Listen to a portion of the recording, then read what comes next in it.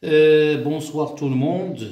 Aujourd'hui, dans cette séance, on va corriger l'examen, la partie électricité de l'examen national 2018, session normale.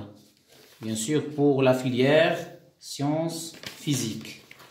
Donc, premièrement, je vais commencer avec la lecture de l'énoncé. Donc, un professeur a consacré avec ses élèves une séance de travaux pratiques de physique pour déterminer, premièrement, expérimentalement la valeur de la capacité d'un condensateur par deux méthodes différentes et étudier un circuit RSC série. Donc, l'exercice 3 de l'électricité contient bien sûr deux parties. La partie 1, détermination expérimentale de la capacité d'un condensateur. Premièrement, en utilisant un générateur de courant, bien sûr, on va réaliser le montage. Le montage, il est dans la page suivante. Ici, la capacité qu'on va utiliser, c'est 7,5 microfarads. Donc, on va réaliser le montage suivant. Le montage, il est là. Donc, il est constitué de deux condensateurs qui sont branchés en parallèle et en série avec un conducteur ohmique et un générateur de courant. Donc, à l'aide d'un système d'acquisition informatisé, on a bien sûr tracé les variations de la charge Q en fonction de la tension UAB aux bornes du condensateur équivalent. Ici, on a deux condensateurs C1 et C2, mais on va bien sûr considérer qu'on a la capacité équivalente. Donc, je vais lire les questions. La première question, quel est l'intérêt de monter des condensateurs en parallèle? Donc, bien sûr, on a deux associations. On a l'association en série et l'association en parallèle. Petit 2, 1, 2. En exploitant la courbe de la figure 2, cette courbe, déterminer la valeur de la capacité C équivalente du condensateur. Regardez bien. Donc, à chaque fois qu'on vous donne une courbe, donc c'est 100%, vous allez calculer la pente, ou bien ce qu'on appelle le coefficient directeur. La troisième question, on déduire la valeur de la capacité SU2. Petit 2, et en étudiant la réponse du dipôle RC en échelon de tension. Donc, un deuxième groupe d'élèves de la même classe ont réalisé le montage suivant. Donc, le montage, il est là. Donc, on a utilisé la capacité, le condensateur de capacité C2 et on a bien sûr branché avec un générateur de tension cette fois-ci et le résisteur ou bien le conducteur ohmique de résistance R qui est égal à 1600. Regardez, il est là, 1600 ohms. Donc, la question numéro 1, établir l'équation différentielle vérifiée par la tension UC de T au cours de la décharge du condensateur. Et de 2, la solution de cette équation différentielle est de la forme UC2 égale à E exponentielle moins T sur tau. Trouvez l'expression de la constante tau en fonction de R et C2. Et troisième question, déterminer de nouveau la capacité C2. Bien sûr, on a trouvé une valeur dans la partie 1, donc on va trouver une autre valeur dans la partie 2. Est-ce que les deux valeurs sont égales, bien sûr? Donc, maintenant, je vais commencer la correction de cette partie. Donc, il ne reste que la dernière partie. Donc, je vais lire après. Maintenant, la correction de la première partie. Donc, la première question, quel est l'intérêt de l'association du condensateur en parallèle? Donc, l'association en parallèle nous permet d'avoir une capacité qui est grande. Donc, l'intérêt de monter des condensateurs en parallèle et l'augmentation de la capacité, bien sûr. Donc, je signale ici que l'intérêt de l'association des condensateurs en série, c'est de diminuer la capacité. Dans ce cas, on a C1 et C2 en parallèle. Donc, on a démontré la relation en cours. Donc, c'est équivalent, c'est la somme. Petit 2, 1, 2. Déterminant, la question c'est, on vous demande de déterminer la capacité, c'est équivalente. Donc, bien sûr, on va travailler avec cette courbe. Donc, cette courbe, la courbe Q en fonction de UAP est une fonction linéaire. Donc, comment on écrit son équation? Donc, Q égale à A ou bien K fois UAB, K étant le coefficient directeur. Donc, on a la courbe Q égale à F de UAB est une droite qui passe par l'origine. Alors, son équation s'écrit sous la forme Q égale à K ou bien alpha fois UAB. Or, on sait que Q égale à C équivalent fois UAB. Donc, on fait l'analogie entre ces deux relations. On déduit facilement ou bien aisément que C équivalent n'est que le coefficient directeur de la droite qui est représenté dans la figure 2. Donc, C équivalent égale à delta Q sur delta UAB. Donc, ici, on a le choix de choisir les points. Donc, soit on choisit 20 à 22, ou bien 10 avec 1, ou bien 30 avec 3, etc., etc. Donc, on a le choix. On choisit n'importe quel point, mais les points vont être, bien sûr, en des coordonnées qui sont claires. Donc, moi, j'ai choisi 20 avec 2 et 0, 0. Pour faciliter, il faut toujours choisir le 0, 0. Donc, 20 moins 0, c'est 2. Et ici, j'ai pas converti la charge parce que je sais très bien que je vais obtenir la capacité C équivalente en microfarad. Donc, 20 sur 2, c'est 10 microfarad. Donc, voilà. Maintenant, on passe à la question numéro 3. Déduisons, on vous demande, on déduire la capacité C2. Donc, on a calculé C2, c'est équivalent. On a C équivalent égal à C1 plus C2. Pourquoi on a C1 plus C2? Parce que les deux condensateurs sont montés en parallèle. Donc, alors, à quoi est égal C2? C'est la différence. C'est C équivalent moins C1. Maintenant, il suffit de faire l'application numérique. Donc, j'ai déjà calculé ça. Donc, C2 égale à 10 moins 7,5. Soit C2 égale à 2,5 microfarad. Maintenant, je passe à la deuxième partie. Donc, la deuxième partie, elle est là. Donc, la deuxième partie, oui, elle est là. Donc, la deuxième partie, elle est là. Donc, première question, on vous demande d'établir l'équation différentielle. Donc, il est clair, regardez ici, à partir de la courbe, issue de la tension aux bornes du condensateur, donc il diminue au cours du temps. Donc, on parle bien sûr de la décharge du condensateur. Donc, la première question, on vous demande d'établir, ça veut dire montrer l'équation différentielle vérifiée par la tension issue de T. Donc, comme vous savez tous, on établit l'équation différentielle à l'aide d'une loi qui s'appelle la loi d'additivité des tensions. Donc, ici, d'après la loi d'additivité de tension, on a la tension UC2 plus UR égale 0. Pourquoi égale à 0? Parce que on a éliminé, parce qu'on a basculé l'interrupteur dans la position 2. Donc, on n'a pas de générateur. Donc, UC2 plus UR égale à 0. D'où, donc, donc, UC2 va rester, donc, et je vais remplacer le UR par RI, parce que, d'après la loi d'Ohm, donc, or, I égale à C du UC sur DT, et puisqu'on a utilisé C2, donc, on va utiliser C2 du C2 sur DT. Alors, UC2 plus RC2 DUC sur DT égale à 0. Ou bien, je vais bien sûr commencer avec la dérivée, parce que l'équation différentielle est toujours écrite sous cette forme. Donc, RC2 du C2 sur DT plus UC2 égale à 0. Voilà. Maintenant, je passe à la deuxième question. Donc, on a donné la solution de cette équation différentielle, c'est UC de T égale à E l'exponentielle moins T sur taux. Et on vous demande de trouver l'expression de taux. Donc, je vais remplacer. Donc, premièrement, on va dériver ça. Bien sûr, la dérivée de ça, puisqu'on a ici un signe moins.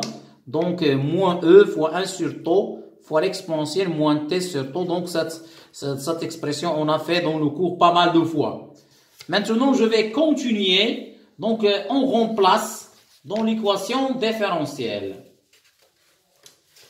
Donc, lorsqu'on va remplacer dans l'équation différentielle, on remplace dans l'équation différentielle, bien sûr, dans cette équation que j'ai déjà établie. Donc, il commence par RC2, DU sur DT. Donc, je vais commencer. Donc, et puisqu'on a trouvé ici le signe moins, donc je vais commencer avec le moins. Voilà. Donc, voilà le moins. Moins RC2 fois E fois 1 sur taux l'exponentielle moins T sur taux plus E exponentielle moins T sur taux égale à 0. Donc, je vais factoriser avec E l'exponentielle moins T sur taux. Alors, E l'exponentielle moins T sur taux, facteur de moins R2C2 fois 1 sur taux plus 1 égale à 0. Donc, cette expression est vérifiée quel que soit T, à condition que ce qui entre parenthèses doit être égal à 0. Donc, si ça égale à 0, donc je vais bien sûr obtenir facilement que taux égale à R fois C2. C'est l'expression bien sûr de taux d'un dipôle RC. Voilà. Maintenant, la question numéro 3. La question numéro 3, on vous demande de déterminer de nouveau la valeur de C2. Donc, bien sûr, je vais utiliser la courbe cette fois-ci parce que taux, on a démontré que taux égale R fois C2.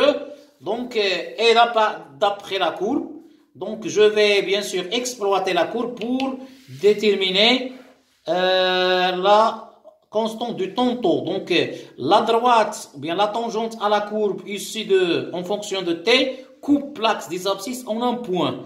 L'abscisse de ce point est en taux. Donc, il est clair que taux égale à 4 millisecondes. Donc, on sait que taux égale à R fois C2, d'où C2 égale à taux sur R. Graphiquement, comme j'ai déjà signalé, graphiquement, taux égale à 4 millisecondes.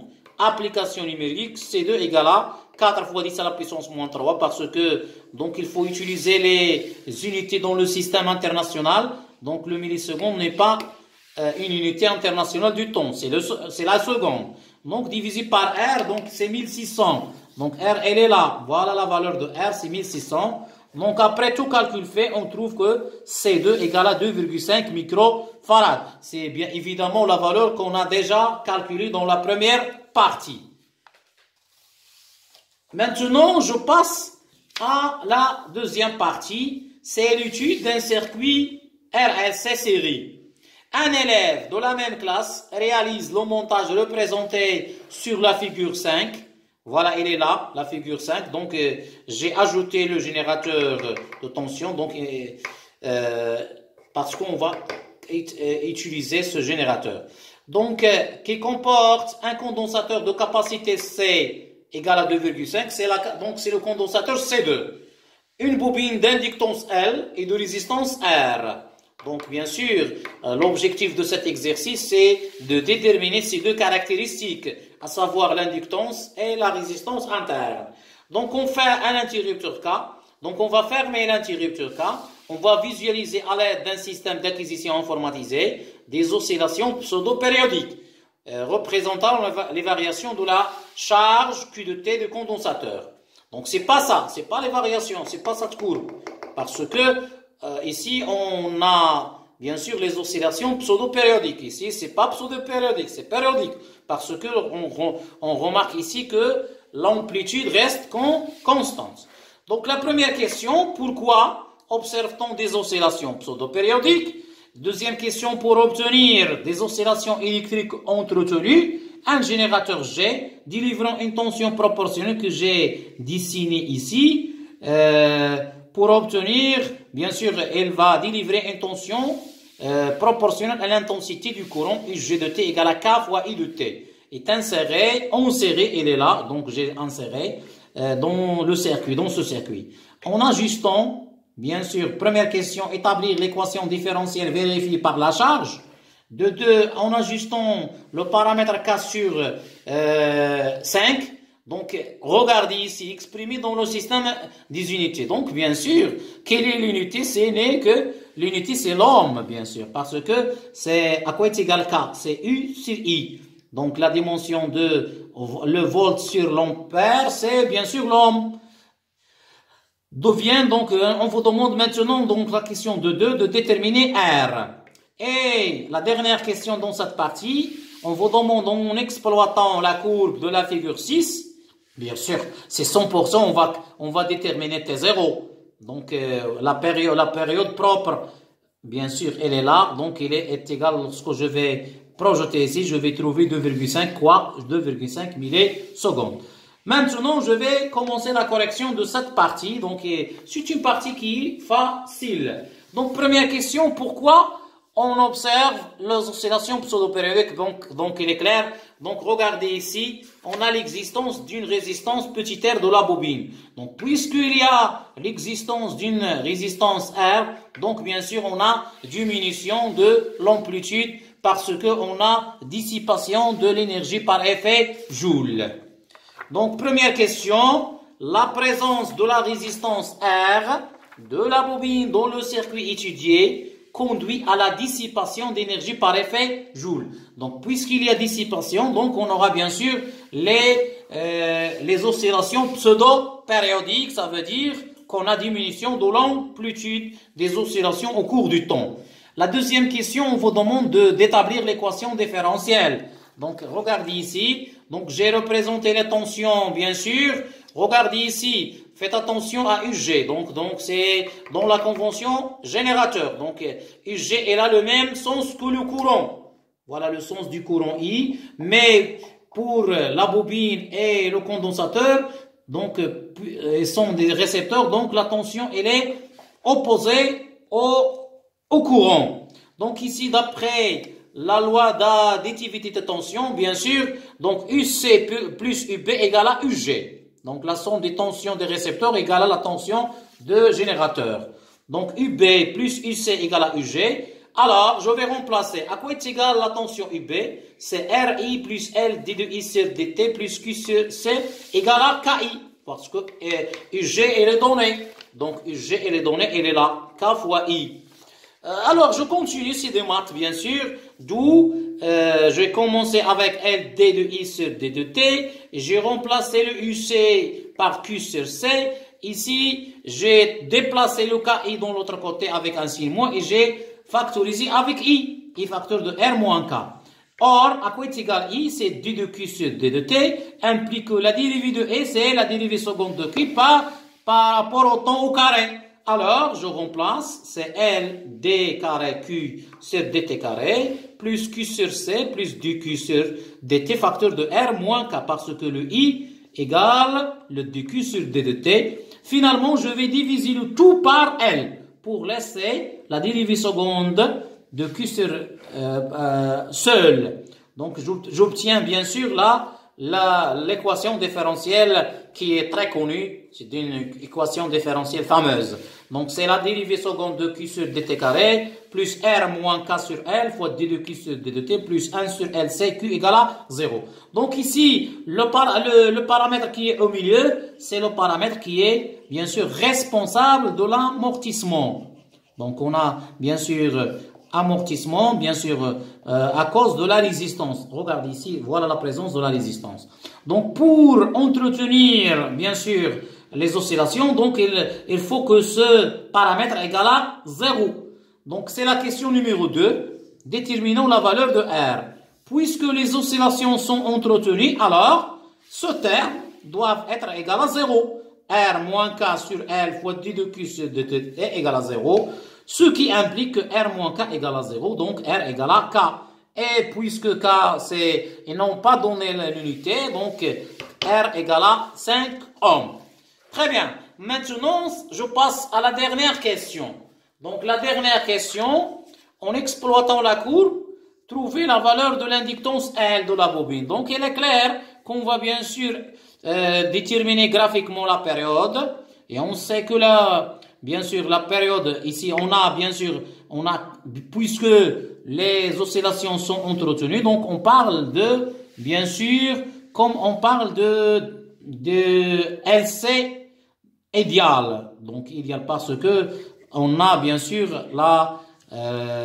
l'amplitude reste constante, donc on n'a pas dissipation de l'énergie. Donc, je signale ici, donc, dans des examens, on vous donne quel est le rôle de ce générateur, du point de vue énergétique. Donc, ce générateur compense de l'énergie dissipée par effet Joule. Donc, il remplace l'énergie dissipée par effet Joule pour qu'on puisse toujours garder la même amplitude. Donc, la dernière question, donc, on vous demande de déterminer L. Donc, c'est facile, il suffit de travailler avec la relation de la période propre T0.